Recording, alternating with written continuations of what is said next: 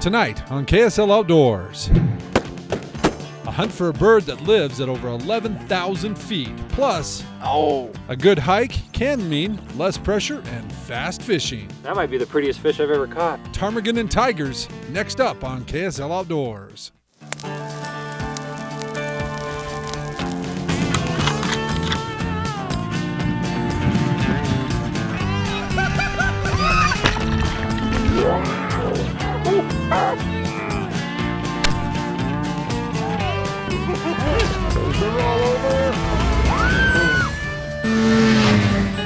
KSL Outdoors with Adam Eagle is brought to you by your local Ford stores. Welcome to KSL Outdoors. Tonight we're going to take you on a hunt for a bird I'll bet many of you have never heard of. It's called the ptarmigan. Now it's a hunt I've been looking forward to with my buddy Brett for, I don't know, a couple years.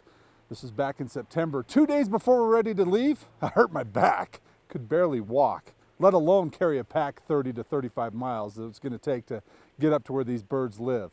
My buddies though, they still went and had quite the adventure. We're at the Henry's Fork Trailhead here, and we're gonna go up and see if we can't find some ptarmigan. You lead the way. Adam and I have talked about this for a long time, and finally we're here doing it. I enjoy going on bird hunts, but this one is really exciting for me. We're gonna backpack in about 13 miles, I think they said. We're gonna camp for 3 days, and we're gonna hunt these crazy birds that I've never seen before. Tell me a little bit about where we think we'll find them. So usually they hang in where the cliffs and the rocks meet the vegetation. They'll come down to water. Sometimes they'll be right around the lakes. So in heavy brush, or? They'll be out in the open. I've seen them hang like in little tight pockets of real thick brush. And what elevation do you think we'll find them at? It's like right around 11.5 to 12.5. Wow. Right where we're gonna be, and that's normally where they hang. Will they hold for the dog, or what do you think they'll do? How do they act for a dog? Normally they hold unless they've been pressured, just Okay. from my experience. Sure. Where we're gonna be is kind of away from where people go normally, and I think they're gonna be holding pretty tight. That's nice.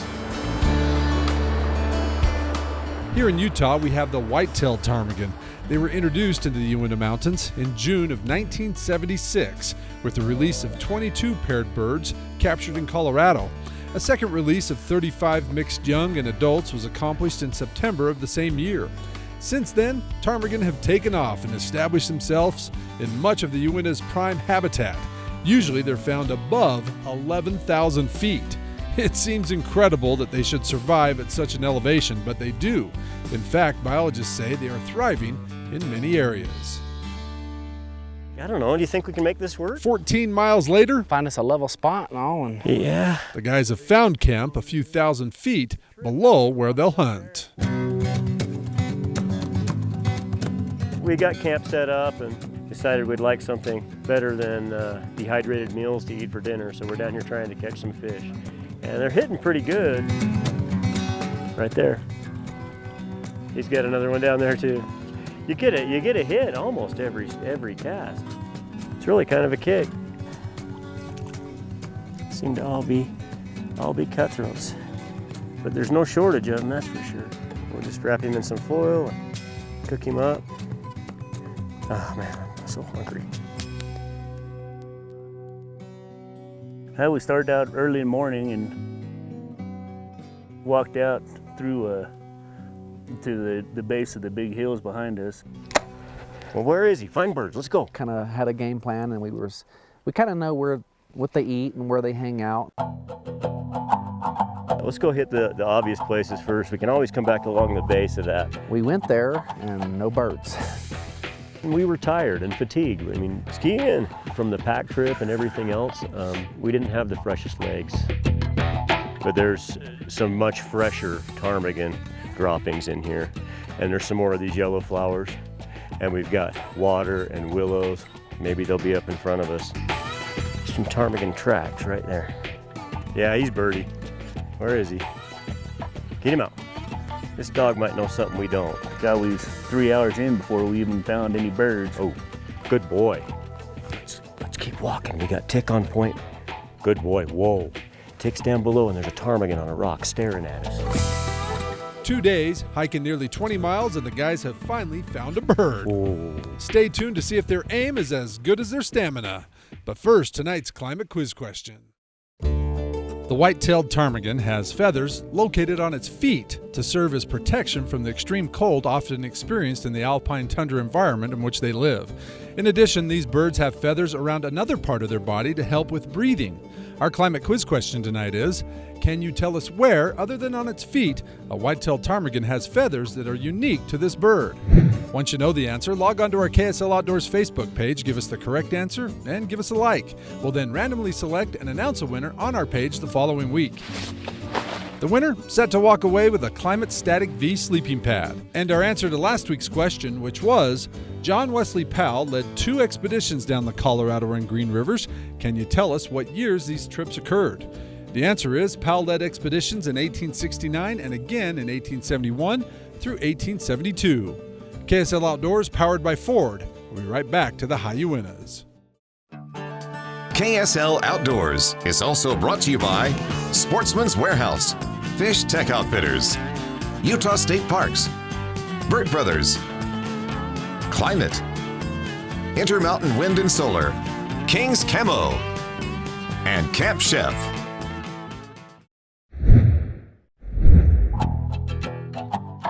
There's several of them sitting there. Good boy. Welcome back to KSL Outdoors. Well, when we left, Tick had finally located some ptarmigan for the guys. The dog was on point. It had to be no more than 6 feet from the bird. The bird was just sitting right on top, and there was another one behind it off the rock.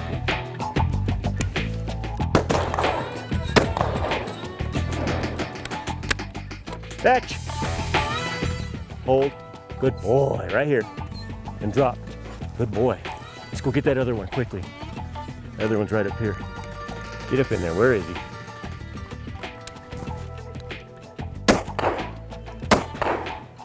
Fetch. Dead bird. Fetch. Right here, buddy. Good boy. Whoa. Sit. Good boy. Hold. Hold. Good dog. Now fetch. Good boy. Drop. Good dog. That's my first ptarmigan. About the size of a Hungarian partridge, I would say. Look, he's starting to go wide a little bit. What a beautiful bird. You said it was 14 miles on your GPS? 14.7. So 14.7 miles we packed in just to have an opportunity at one of these. And it's similar to when you're hunting chukars. The physical effort makes everything else worthwhile. Just an incredible experience. Up here in this beautiful country, the base of a rock slide, high mountain lakes all around us, above the tree line. Just an experience that everyone should try at least once. That's what makes the hunt, you know, finding where they are and what they can do. And then midday we took a break and went up and caught some fish. I can't tell what it is or how big it is. It feels better than what we were catching yesterday. It is a tiger. They fought really good. They were really big, very, very pretty colors. Oh! It was a lot of fun. I was waiting for everybody to come over here and on my side. Put the camera down and first cast, caught this gorgeous tiger. And just look at those fins, those almost like a brook trout fin with a white stripe. And check out that red belly. Oh, a beautiful fish. Cool looking fish. I think we all felt a little bit better after that. And it seemed like no sooner did we walk around the hill and all of a sudden, you know, someone says ticks on point. And sure enough, and he's got birds, and a fair amount of birds. He's catching a lot of wind.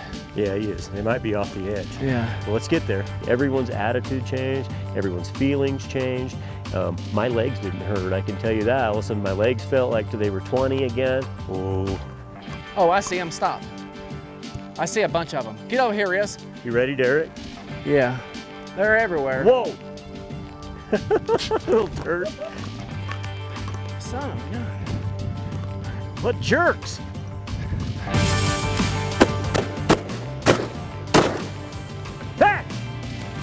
I think I doubled up.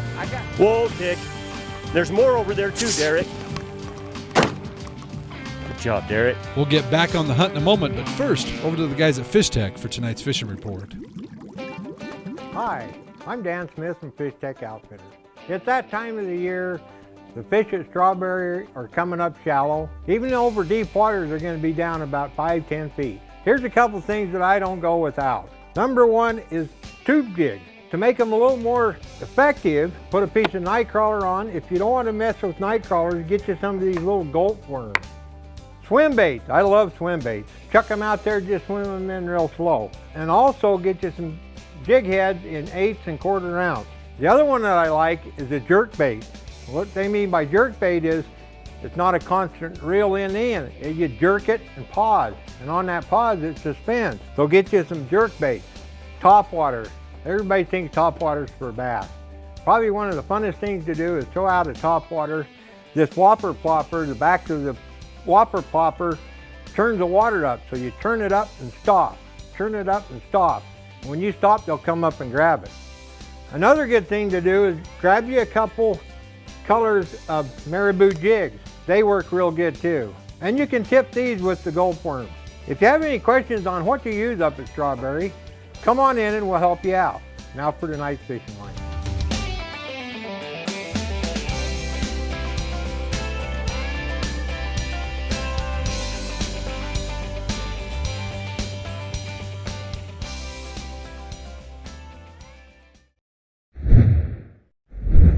Look at that. Isn't that gorgeous? Look at the modeling in the neck, and the belly's starting to turn white. It was a good, tough hunt. I'd put it up just because of the packing and everything else. I don't think the terrain's quite as bad as, or as difficult as chucker hunting might be. But the pack trip on top of the day's walking, somebody said we went about 14 miles today too, and we went 14 miles with packs yesterday. I guess we're 14-mile-a-day guys. That's a fair amount of miles in the mountains, in the high country. Oh, we got a bird right here, get it! No bird, no bird, no bird here. No bird. Well, the dog's on point. There's another bird right here too. Tick, whoa, whoa, whoa. Fetch. That's a full limit for me. Is it? Yeah. I'm excited. Yeah, let's go get the bottom one because we know right where it's at. And then we'll go hunt up to that other one and try to get it for you. I'll just run the dog for you. I mean, you get up to 11,000 feet and you're hiking, up a pretty good grade. It is amazing to me how your body, it just can't get enough oxygen. And you're sucking air like you've been running. It feels like you're breathing through a straw. We finally got Tick to have some fun. And I noticed a difference in the dog too. Good shot, Derek. He was panting more than usual and starving for air, just like we were. Fetch, Tick. Good boy. Right here. Fetch. It's a good shot, Derek. Drop. Good boy. Another bird, Derek. Well done. You shoot my gun better than I do. Not hardly. You gotta at least do it once. It's fun, it's beautiful out here. Fishing, camping, hiking, everything.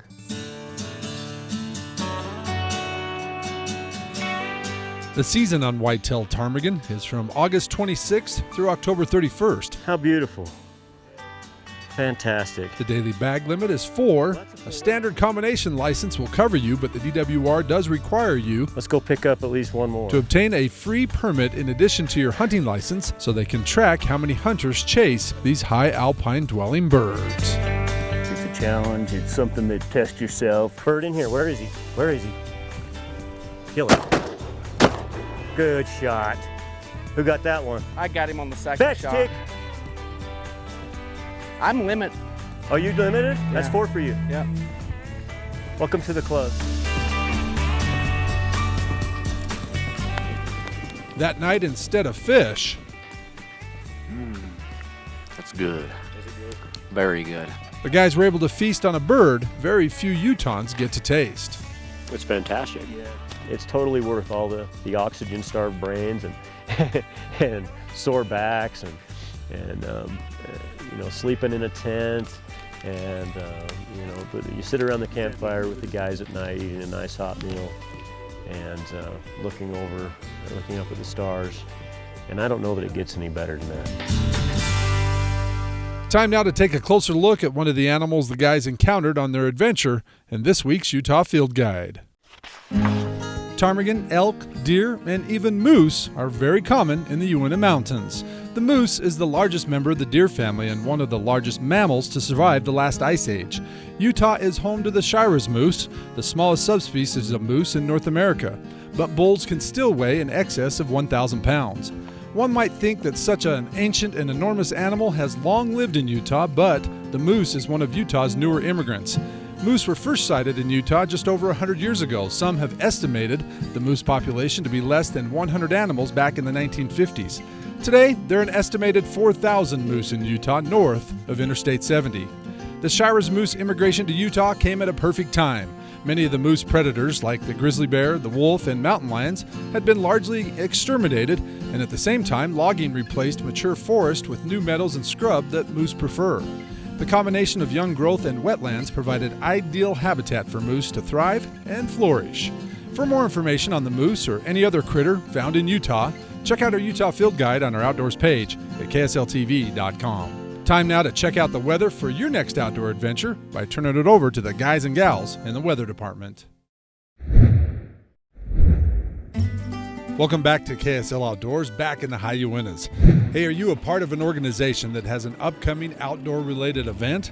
If you are and you're trying to get the word out, send us a note. We'll post it not only on our KSL Outdoors calendar page, but on our other social media pages as well. It's a great way to spread the word and get more people excited about your cause.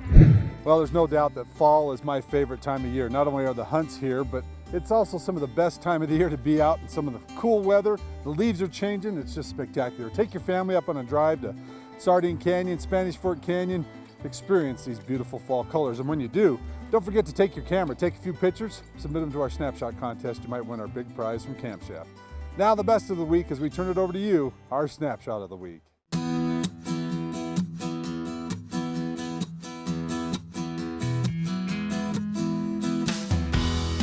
We start with 12-year-old Coulter Butters and his first bull elk. This fine spike he shot at, get this, 600 yards. Coulter was out hunting with his dad and cousins near Snowville. It's a great smile, Coulter, and a great first bull. Here's another success story. Paul Salin has had shooting a bull with a bow on his bucket list for some time. His son Scott found a wallow Paul could sit, and Paul shot this spike right where his son Scott had scouted.